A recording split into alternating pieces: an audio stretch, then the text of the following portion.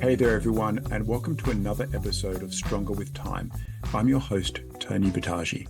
In today's episode, I sat down with Professor Tommy Lundberg from Karolinska Institute in Sweden. Dr. Lundberg is a world expert in resistance training, muscle mass, and physical performance. His research is primarily focused on the control and regulation of skeletal muscle mass and function, particularly in the context of athletic performance, disease, and aging. His work contributes to our understanding about how human skeletal muscle responds and adapts to increased or decreased use. His investigations examine the functional, metabolic, morphological, and molecular adaptations to acute and chronic resistance training, aerobic training, and concurrent training. He is the author of one of my favorite textbooks on resistance training called The Physiology of Resistance Training. In today's conversation, Dr. Lundberg and I cover the muscle mass and strength response across the lifespan, especially around menopause, the differences between training for muscle mass, strength, and power, whether performing aerobic training will blunt your strength and muscle mass gains in the gym, and so much more. Without further delay, please enjoy my conversation with Professor Tommy Lundberg. Tommy, so great for you to join me today. Yeah, thanks for having me. I have a lot of textbooks on resistance training. And when yours came along, I knew your name. I had followed your work for years and years and years, starting with your work on concurrent training. And I thought this is something that I had to get. So I ordered it straight away. And the foreword was written by a renowned physiologist. And I knew this was going to be a great book. And I essentially read it in one or two sittings. And I thought, this is a book where you have expansive knowledge across everything to do with resistance training.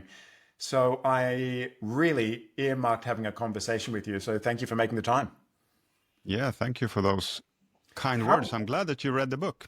I've read the book and I've highly recommended it. How long does writing a book like that take? I first wrote a version of this book in Swedish I had a few months parental leave with my daughter, and I was pretty fast, a few months. And then I thought I'm going to do an English version of this as well. And I came pretty far relatively fast, but then I got another kid and it was kind of delayed. But then I decided in summer, actually, during my vacation that, okay, I just need to finish this now. So if you write every day a little bit, it can be surprisingly fast. But then you have this kind of 80-20 rule as well, that 80% of the work is maybe done in 20% of the time, but then you want to improve, make it better, and then there is new research and you want to add more citations. So then in a way it can also become a never-ending process. So you just need to draw the line and decide, okay, now it's done, basically. So yeah, I think what I enjoyed so much about it, as opposed to many of the textbooks that are out there, which is really thick on theory and mechanism and molecular work, is that as a coach almost full time, I was able to read the chapters and think, how does this apply to what I do in the gym with clients and athletes? And that begged the question, do you come from a strong sporting background? Because sometimes books, they're great, but they're very dry and there isn't a lot to take from it. Whereas every chapter, I was thinking, how does this apply? And taking all of those lessons directly into the gym. Yeah, no, that was one of the ideas with the book, that obviously the theme of the book is still physiology, but I felt that if you want to read about molecular biology in detail, there are other textbooks for that. So it's really this balance between physiology and science and evidence, but also some practical applications. So that was great to hear. But yeah, I come from a sporting background myself. Football or soccer was my main sport, but I played various sports when I was younger, and always had a strong interest in sports and human physiology. So, and my sort of educational background is also in exercise physiology and sports science. I can see that. I think a lot of the best educators and researchers in sports science are either keen athletes themselves or did it when they were younger, and they ask all the right questions, but also know how to deliver the information so that coaches like myself can use that. Who was your doctoral supervisor? So it was Pertesh who wrote the foreword in the book. So He's retired now, but obviously he had a big influence, I think, on the field of muscle physiology and physiology resistance training during the 80s and 90s, probably in particular. Yeah, so I did my degree in the 90s, and his book, I think one of the titles was Muscle Meets Medicine. Yeah, Muscle Meets Magnet. Yeah. And it got a different name in Australia, but it was essentially a book, as you would know, using MRI to measure. And for those people not familiar, at that time, we would have to use EMG to rely on what exercise challenges what muscles. And he used the MRI with some very good bodybuilders. So there was great pictures, and that was a Bible for me in the going through university and being a young coach. So it was really amazing to see. He also, I believe, had the chapter on bodybuilding in the Olympic textbook on resistance training, early 2000s, late 1990s. So a giant in the field for sure. Yeah.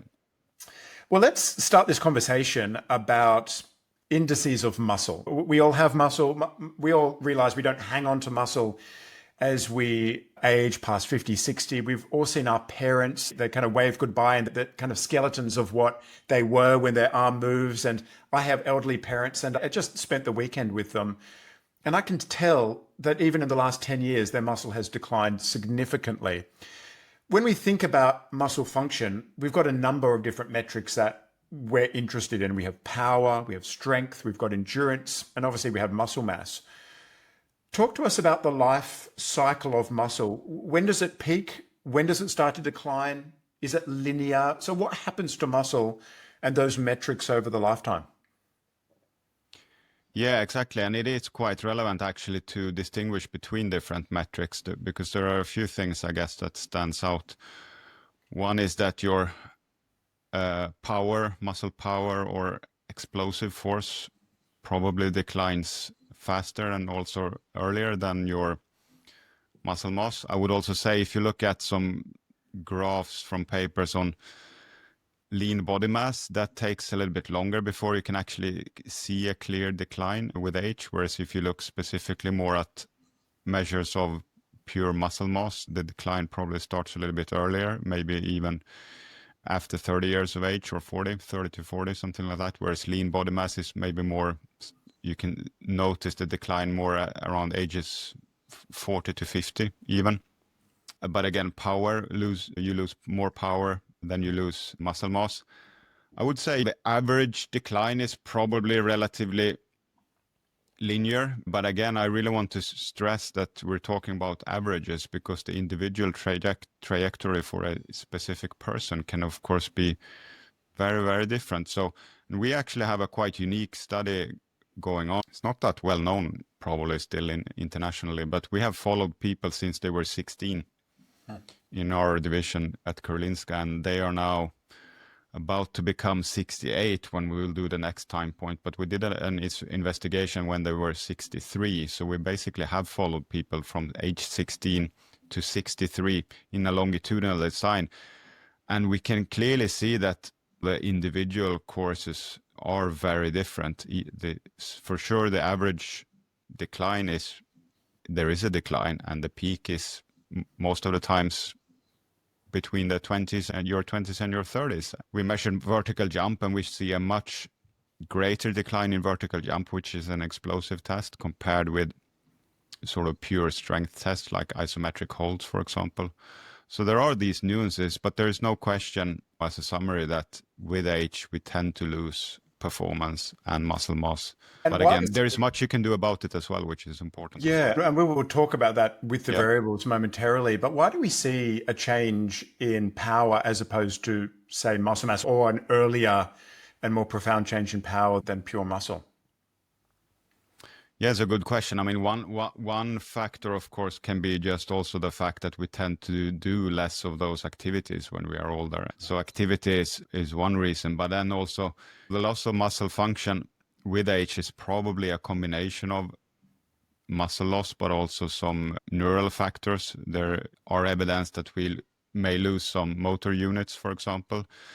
The contractile force capacity of the muscle goes down for many different reasons. So I think probably the sort of simple answer is that there are many factors that affect strength and power, whereas muscle mass is just muscle mass. You just measure how much muscle mass you have. You have the tendon and connective tissue as well, for example, and the stiffness of connective tissue and tendon also affects rate of force development, and it affects muscle strength. And that's an example of a factor that we haven't studied so much, but I think it's important. So you have muscle mass, you have the neural components, and you have the connective tissue and tendon components. So there are many factors that affect muscle function, and almost all tissues are affected by age. So in that sense, it's natural that muscle function and power is more affected than muscle mass alone.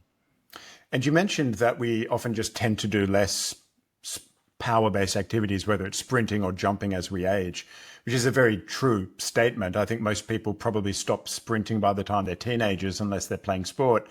They might take it up again in their 40s once they have kids, and then quickly retire due to a hamstring and adductor strain, which they get on their first day. But do we have data on adults in their 50s, 60s, 70s who actively sprint or actively participate in weightlifting or powerlifting? What do these studies or case studies show about their muscle fiber makeup? I mean, there are certainly studies showing that you can improve your muscle function, your explosive power, your muscle mass. You can improve basically any metric if you undertake training, and you can certainly attenuate the decline with age, even if you've been very fit all the way through from a young age. In terms of your muscle phenotype, of course, you cannot completely escape age-related effects, but you can certainly, I mean, we see in our cohort of longitudinal data that because we also ask with surveys how much exercise and physical activity they do, and we see some people who improve during these ages, older ages as well, because they have started to do more training and become fitter in general, adopted better lifestyle choices, basically. So if you have a big cohort, yes, you will see average age decline, but again, the individual trajectory is there and you can do much about it. Of course, you're not going to we still have a peak performance age that is probably before age 35 for almost anyone in almost any metrics. So, but again, there's a lot to win with taking up resistance training as you age, for sure. Yeah, and I have a number of DEXs on women who are in their 60s who took up weight training in the last 2 decades.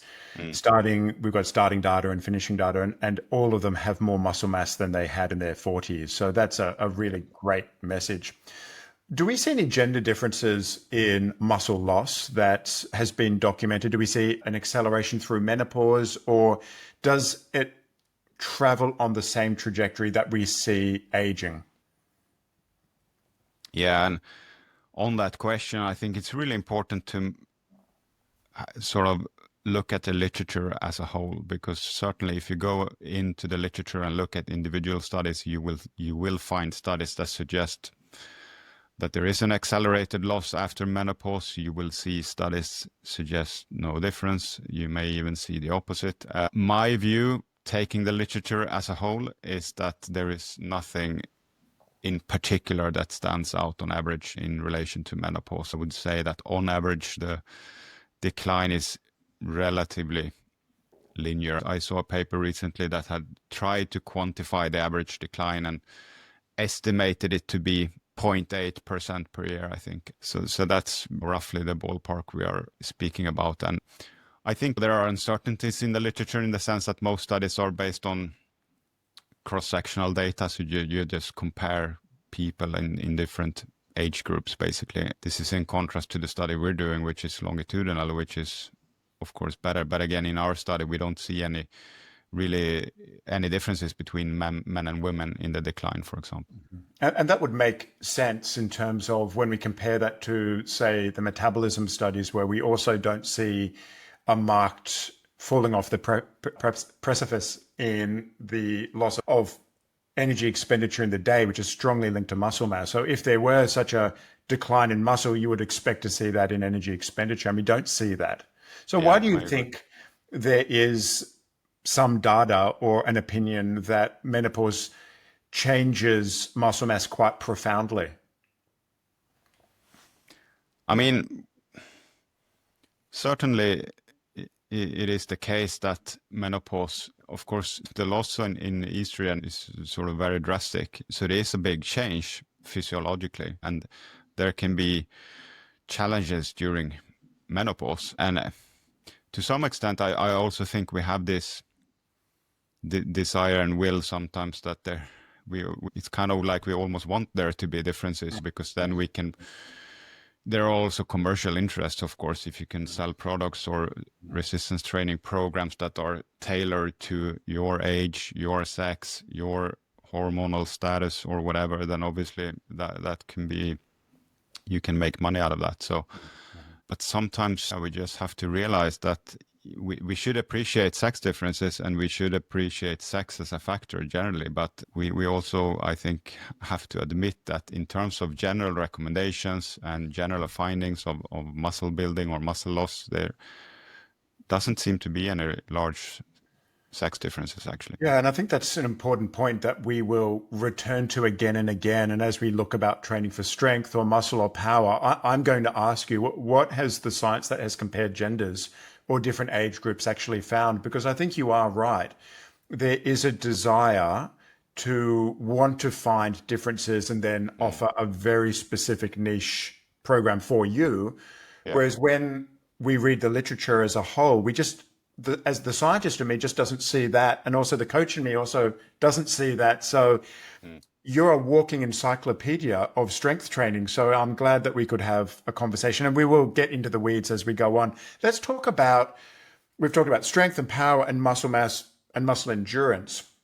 Could you briefly explain how you would approach the training variables if improving strength was your goal, and compare that to improving muscle power, which you've said declines faster, more rapidly than muscle mass, and then how we might increase muscle mass? What are the differences in the weights room? Yeah, sure. So I think very broadly you can say that if you want to increase, if your primary goal is to increase muscle mass, you need to exercise with a relatively high degree of effort. You need to basically stress the muscle. That means that you need to be relatively fatigued in your muscle when you exercise, which means essentially that if you have 20 reps in your tank and you're doing only 7 reps, maybe that's not maybe the ideal weightlifting approach then. So you need to feel this burning sensation a little bit. Stress the muscle. That's what makes the muscle grow.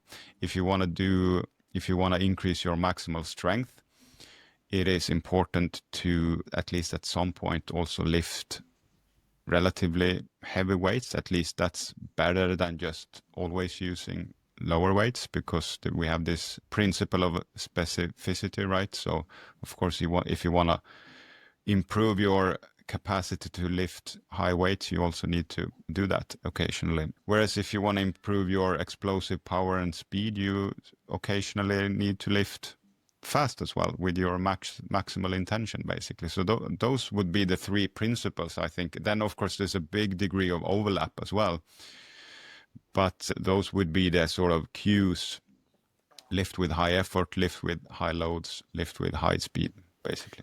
And what would that look like for somebody who realizes the importance of getting stronger and maintaining muscle? And let's assume we were going to do that in the same session or within the same week. What kind of repetitions would you be recommending if you wanted to improve strength and if you wanted to improve muscle mass? What kind of load differences expressed in repetitions are we talking about? Yeah, of course, if you just want one program that would work for almost all of these factors, it would be maybe this more quite classical approach: 8 to 15 reps, relatively sort of fast contractions in the concentric phase, maybe stop 1 or 2 repetitions, 1, 2, 3 repetitions before failure. If you do that kind of relatively classic program, you will get stronger, you will increase your muscle mass, and you probably increase your explosive power as well. Of course, if you want to optimize things, you may vary the program a little bit more. So sometimes you focus on the sort of degree of effort and the muscle mass. Sometimes you focus on the speed, so you can go down and use lower weights as well, or different loads but always with maximal intention. And then you occasionally go into the very high loads as well with 2-3 RM reps, etc., to boost your maximal strength. So I think the point is, you can get most of the benefits with relatively simple program, 80% of the benefits or so. But if all you care about is to optimize things, then obviously the program design becomes a little bit more important.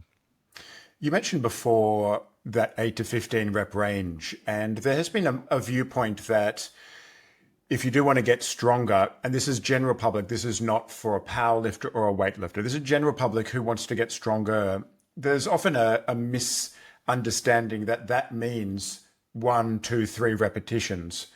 Whereas when a physiologist might say to get stronger, you used an 8 to 15 rep range. So why would we focus on, say, 8 to 10 and not 1 to 2 for the general public, or even 5? You'll hear 5 sets of 5 is a standard routine if you want to improve bone mass and muscle strength. But for the general public, to be able to know what to do to their spines and their knees and their hips and their breathing to withstand a 5 RM load, it's quite a bit.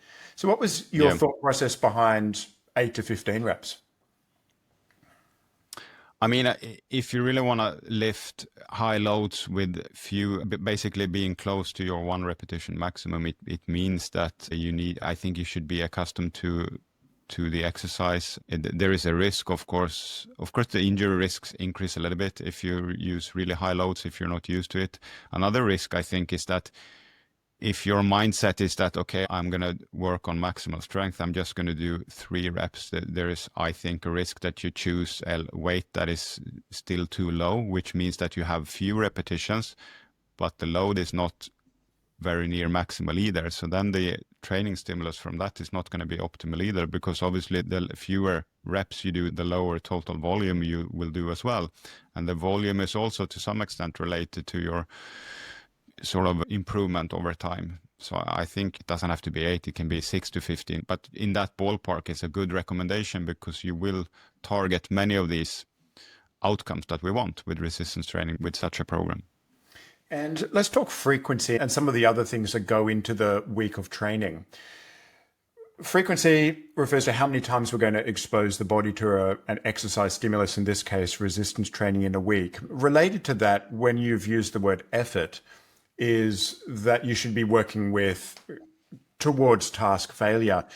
Early upon, especially in bodybuilding days, sets were considered worthless unless you worked to failure, and then there was a move away from failure, and that's where there's been a lot of this understanding about keeping reps in reserve.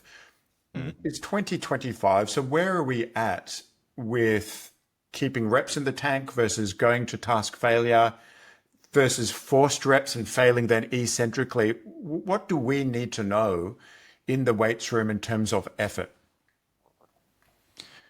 Yeah, in terms of building the mass, I guess the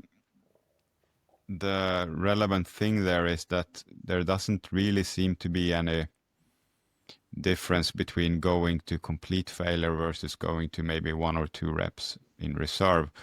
And from that perspective, you have some advantages from maybe saving 1 or 2 reps. One of them is being the speed of action will be a little bit faster. It's very slow in the end when you're at very close to failure. So there is even some studies suggesting that the improvement in explosive force is actually better if you don't go to failure. Of course, you're going to get more fatigued as well if you go to complete failure, which may affect how many sets you actually do during the session in total. So there are these potential benefits of not going to complete failure. So I think that's where the data are at as well. That should not be interpreted as going or staying very far away from failure, because you still need to have this mechanical load and stress on your muscle, but there can be benefits of not going to complete failure, I think. And if we were to put a number on that, would you say 2 or 3 reps in reserve, assuming you're performing reps over 8 to 10? Yeah, something like that. Yeah, I think that's a good advice, because I think many people in the gym think, well, unless that set was taken to failure, we don't count that as a work set. So let's add more weight. And this more current thinking is if you keep reps in the tank, then you can perform more work and perform more sets and train more frequently and then accumulate more training volume, which is in the end what we're trying to do. Yeah. So how often then should we perform resistance training in a week, given that there's, as the general public, there's a lot of things we're trying to do, and that could be aerobic conditioning and some interval training, maybe some stretching and mobility as we realize we're stiff and limited in range. And then we've got resistance training. So for many people, this becomes a full-time job, thinking, I've got to fit my exercise in. Where's the sweet spot for all the things we're interested in with muscle as we age? Strength, power, muscle mass. Yeah. No, I think it's interesting with resistance training that essentially, regardless of whether you are a recreational exerciser or if you're an elite athlete, two sessions per week per muscle group seems to be quite optimal, actually. And we've done I've been involved in many training studies, and in a few of those training studies, one week they do 2 sessions per muscle group, and the next week they do 3, and then they do 2. And we can see 2 things there. We see that some people certainly struggle if they do 3 heavy sessions per muscle group per week. And the other thing is that there doesn't really seem to be any benefit from going from 2 sessions to 3 sessions per week either. So I think the sweet spot is 2 sessions per week per muscle group. Obviously, you can do more sets and stuff during the session to increase the volume if you want to. But that's more or less what the muscle can cope with. Now, obviously, you can split that into many sessions. You can do upper body, lower body. You can be in the gym almost every day if you want. Or you do longer sessions and target most of the muscle groups in 1 or 2 sessions. So I think we have freedom to choose from that perspective. Yeah. And I think that's a great framework to offer, is each muscle group twice per week. Yeah. Then if we're thinking of a user-friendly guide, would you then think if we had a upper body and a lower body, something else, and then upper body, lower body, so 4 sessions in the week, but 2 for the lower, 2 for the upper, most people could comfortably do 6 or 8 exercises for the lower and then 6 and 8 for the upper. Is that around the kind of volume you're thinking about, or would that be pushing the limits? I mean, that sounds reasonable. I mean, we do see a sort of dose-response relationship to some extent, especially with muscle mass. I think maybe up to 10 sets per week or so, you probably have this relatively linear relationship between volume and increase in muscle mass. That relationship is certainly weaker with maximal strength. It doesn't really, I would say in general, volume seems to be more important for increasing muscle mass than it is for increasing maximal strength, which is interesting. But obviously it will depend also on your fitness status and your resistance training background. So it's perfectly logical that if you're relatively untrained, you get a lot of effects from 4, 5, 6 sets per week. If you've trained already for several years, you may have to increase, and you may benefit from increasing to 10, 11, 12, 13, 14 sets per week maybe. Mm-hmm. So let me just clarify something you said a moment ago. For strength, there isn't that same relationship with volume. So in other words, if the goal was to improve the strength of a squat or a deadlift or a press and a chin-up, you could do less sets and focus on strength. And then for muscle mass, then you would do more volume, more sets, more exercises. Yeah, I mean, there are even studies showing that you have similar improvements in maximal strength with a traditional periodized resistance training program versus just practicing your 1RM basically, at least for a few months. So I think maybe after several years, I would suppose that volume becomes a factor as well. But in the training studies out there, they are typically 3 months or less. Then volume doesn't seem to relate strongly at all with the improvement in maximal strength. Okay, I mean, that's from a practical recommendation. That's really good news. So we can spend more time doing the kind of work that takes much slower to increase, which is muscle mass. Yeah. In terms of strength, power, muscle mass, and training for them, are you seeing gender differences? Are females responding differently to males? And is there a pre and post menopause difference? If you took a 30-year-old female and a 55-year-old female, What gender differences or stage of life differences are you seeing in response to weight training?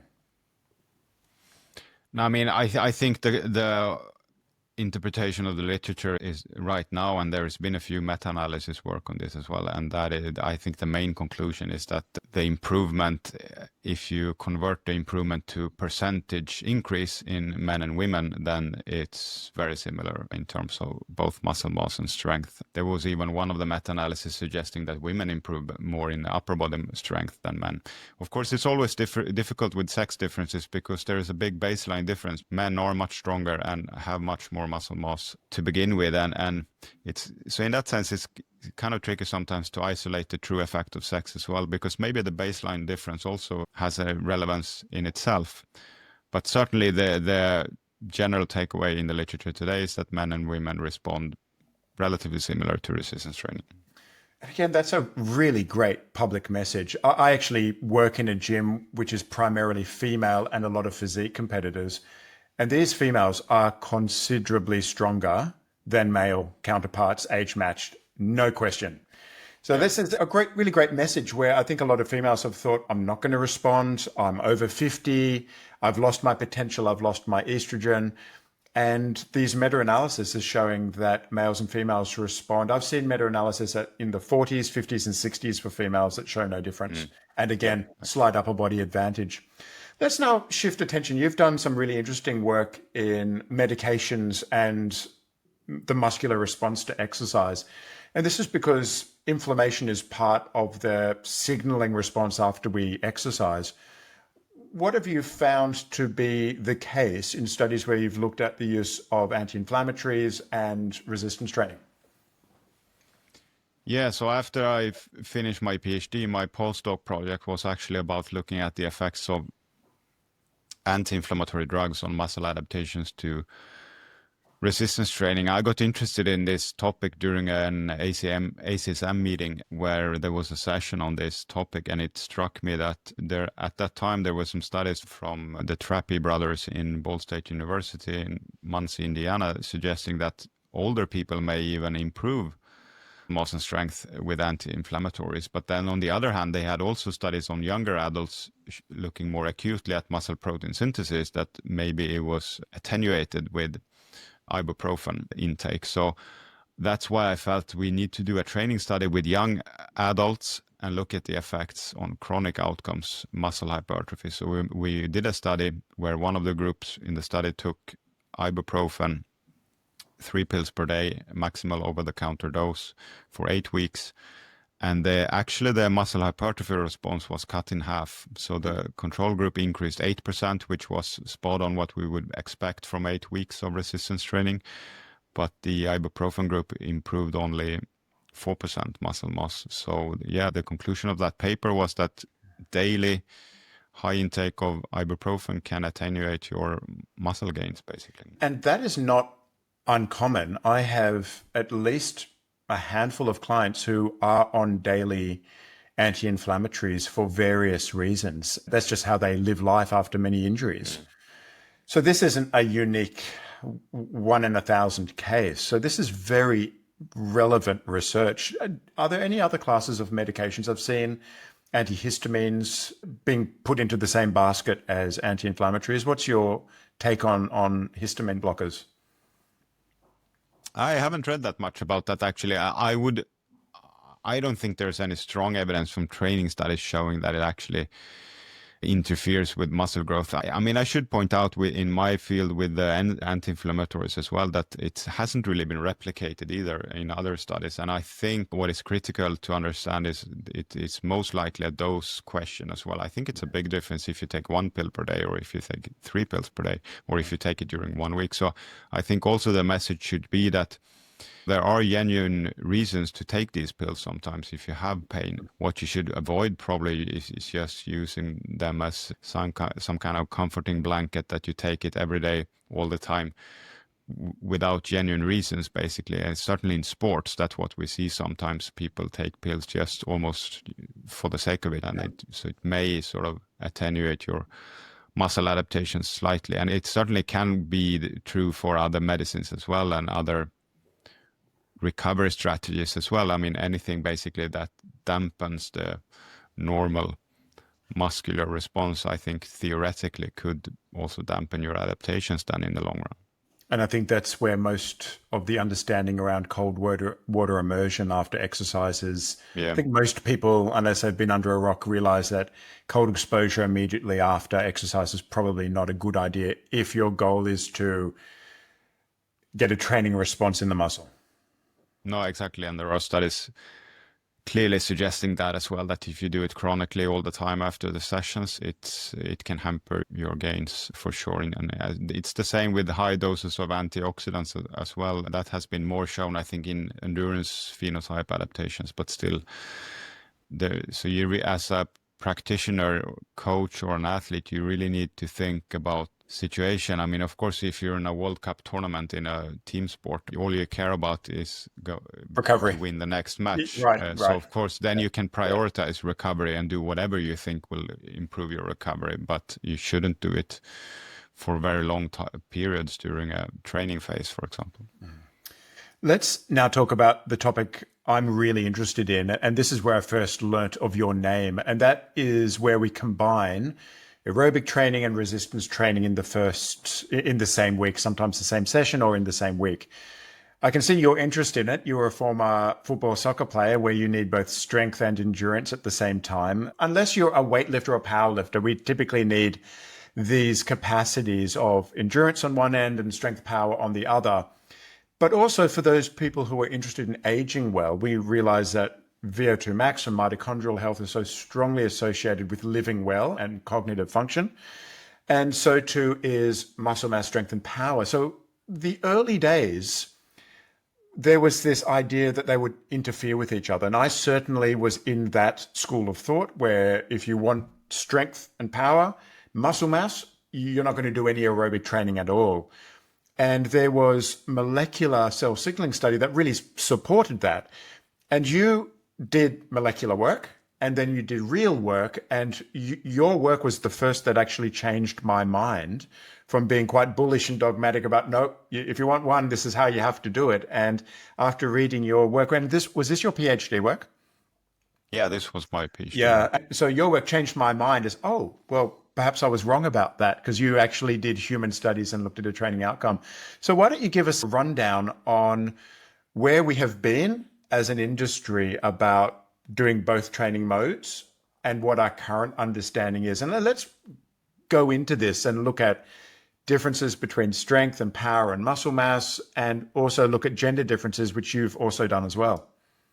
Yeah, sure. So basically, 1980, there was a study published by Robert Hickson, and he had people do 10 weeks of training, a very intense training, I should add, endurance and strength training in one group and strength training alone in another group. And basically what his study suggested was that after 7 weeks or so, there was actually a plateau and even a decrease in the final weeks in the strength progression in the group that did both endurance and strength training. So the conclusion from that paper was that there is this interference effect. Endurance training interferes with adaptations to resistance training. Now, they did measure muscle mass actually with just a tape measure in that study, but there was no difference. So the outcome there was really 1RM strength. Now, so this led to the idea of the interference effect. Then there were some studies. When I started looking at this as my PhD topic, this was 2009, 2010.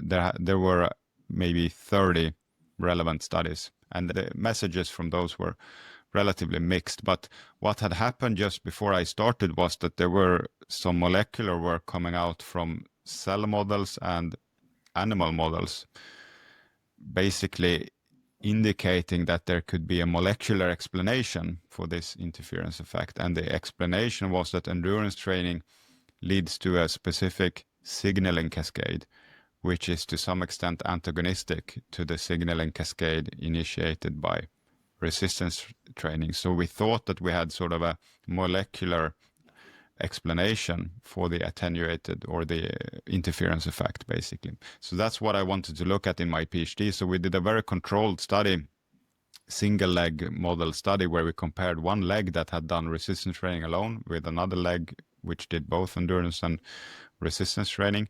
We took muscle biopsies. We looked at the muscle growth with MRI. But basically what we show that even though you have this signaling cascade with endurance training, it does not actually interfere with the signaling response from resistance training. And the hypertrophy response was not compromised either. There was a colleague of mine at GIH in Stockholm, William Opro. He did his PhD at the same time, and he also gave more human evidence from the molecular side that this interference effect on the molecular side doesn't seem to be true in his work either. So I think it was a very nice theory. I don't think it holds true in humans, and that this sort of interference effect has been exaggerated in the past. So in most cases, it's perfectly fine to combine. But of course, where you were already indicating on the nuances, of course, there can be differences if you look at mass or explosive power. And I would say today, we did meta-analysis work on this as well. And what we showed there was that for explosive power, that's maybe where you actually have an interference effect. Yeah. Yeah, and your work will be well known to people who have done my education courses, because that meta-analysis was able to tease out that if it's explosive power that you're after, then potentially that's where we'll see an interference. Luckily, most people are looking to age well with muscle and strength and have endurance. And your meta-analyses have looked at all of the data and concluded that there isn't an interference. But you've also done some really interesting work that I wish someone would follow it up, but you do the preconditioning aerobic training and then some resistance training afterwards. And what's the conclusion? If you did some work on a rower and then you did some resistance training, you didn't find any interference at all with the aerobic and the resistance training. So tell me more about what you did in that scenario. Yeah, so I mean, the studies during my PhD was basically this single leg model, and we also played around with the recovery time. So in one of the training studies, they had 6 hours recovery, and they did the resistance training in the afternoon. In another study, it was very tight together in a single session, basically. Yeah. And that's what I'm thinking of. Yeah. Yeah, exactly. And what we basically showed there, that it didn't really matter in terms of the muscle hypertrophy response, but we did see that obviously if you do your resistance training 15 minutes after your endurance training, you're going to be a little bit fatigued. Yeah. And we did see there, especially on the strength at higher speeds in this muscle function test that we did. So basically explosive strength, it was a little bit compromised and with this short recovery window. So the general recommendation would be that if you prioritize explosive strength development, it's probably good to do those training sessions when you are relatively recovered and not sort of pre-fatigued from previous training. And that's kind of what we see in the meta-analysis as well, that if you separate the sessions, you can mitigate some of this potential interference effect on explosive strength. Well, that makes sense, doesn't it? Because you're managing fatigue and recovery, whereas for muscle mass, you want effort, and you can go in a little bit fatigued, so a little bit under recovered. But for high quality precision speed movement, you need to be very fresh. And potentially that managing fatigue is what might have been missed in those early studies, especially Bob Hickson, who trained them like maniacs, doing track running, powerlifting all at the same time. Is it a question of just being under recovered and underfed, underfueled, and dragging that habitual residual fatigue from session to session to session, week to week, as opposed to having an hour session and performing a normal, tolerable amount of combined training? And that's where we're not seeing that interference. So context is everything in interpreting this research. Yeah, I think so. And even, I think 2011, I met Vernon Coffey at one ACSM meeting. He was a PhD student of John Hawley. So he did some molecular work on concurrent training at the same time as I did, basically. And we were standing there by a poster session and basically saying, you know, maybe it's all fatigue. All fatigue. Of course, we can't. Of course, there's a limit of how much you can combine and how much you can train. And obviously, more from a philosophical perspective as well, you can't be the best bodybuilder in the world and the best marathon runner at the same time, or the best sprinter and the best marathon runner at the same time, etc. So of course there's a limit to how much we can squeeze into a program and expect uncompromised benefits. That's right. And that's misunderstanding specificity. A marathon runner is accumulating 160 to 220 kilometers a week of running. There is no adaptational energy left over for hypertrophy, and vice versa for those people. So I think those messages are often being confusing for the general public who want to improve VO2 max and metabolic health and strength and power. That can be done very well in a traditional hour a day devoted, as we've discussed. There's one last question I'm going to ask you, and thank you for your eloquent expert answers. You've done something really interesting, and that is looking at fitness, VO2 max, and your ability to recover between sets and between exercises. Now, I found this really interesting because I have been an advocate of improving general all-round fitness so that you can tolerate higher workloads better. And I have seen that if you're generally fit in the lower body, you cycle or row, run, you could handle higher volume leg workouts. But I've also seen that not the case, where people are really unfit and never do any cardiovascular conditioning, and they seem to tolerate workouts pretty well as well.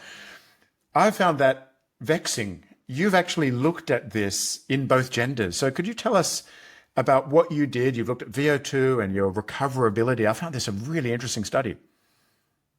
Yeah, so it was actually, I was going to supervise degree students, and they were quite keen. So we wanted to do a little bit more maybe than what you normally offer in terms of projects for this was actually undergraduate students, so they didn't have a lot of time either. But at the same time, I had been, there was a guy saying on, I think, social media that there is surprisingly little information about this just very simple relationship between your VO2 max and your recovery ability during strength training. So I thought, can that be really true? Because it's relatively simple to measure. And so I did a literature search, and I concluded as well that very few have looked at this relationship, which is quite surprising. So that's why we did this study. We had, I think, 16 men and women, or 18, and we measured their VO2 max, we measured their one arm strength, we measured their recovery during strength training. So basically, we measured power output during each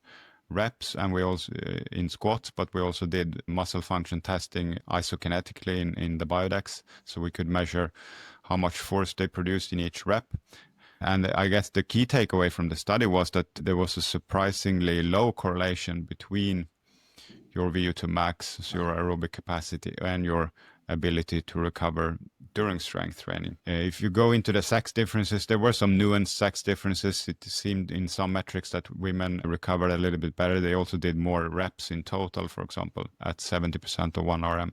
So there might be some nuanced sex differences, which I suppose goes along the lines of there are other indications as well that maybe women are even better than men on these more isometric muscle endurance type work, which may relate to the phenotype of the muscle as well, with the metabolism and the slow twitch ratio in comparison to fast twitch ratio, etc. But yeah, the key takeaway was really that it doesn't seem to be crucial to have a high VO2 max to recover fast between resistance exercises. Which is really interesting. I'm going to keep exploring this area, because the simplistic thinking is that if I could use rowing or cycling and improve the capacity for work in those muscles systemically, surely that transfers to the ability to clear lactate between sets and have greater MCT transporters and the whole environment to improve work output.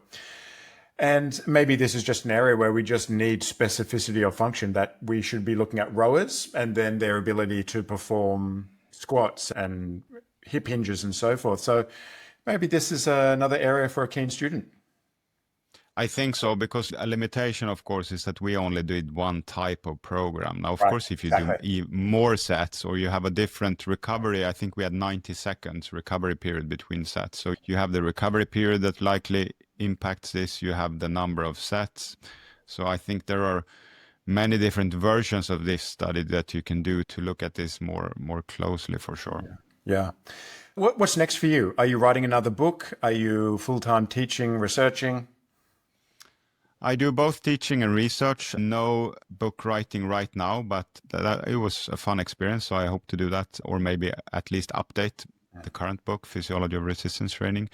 But yeah, I'm actually involved in various types of projects now. We have this longitudinal cohort. We've also looked at trans people undergoing hormone therapy, where we have some work left. I actually have a paper I hope to submit soon about these anti-inflammatories as well, where we actually sequenced the RNA and so we can look at the gene expression more globally, all genes in the muscle and how they responded to these anti-inflammatories. And I also do some work with soccer and ice hockey on growth and maturation. So I'm quite broad. I don't think I will win the Nobel Prize because I tend to follow my interest and do different things. But that's what I like to do. I want to do things that people are interested in. So, and my own interest as well. Yeah, that's very evident from your work. It's broadly applicable and it's wide-reaching. And yes, they don't hand out Nobels for generalists. It's just one specific topic, and you live in the land of the Nobel there.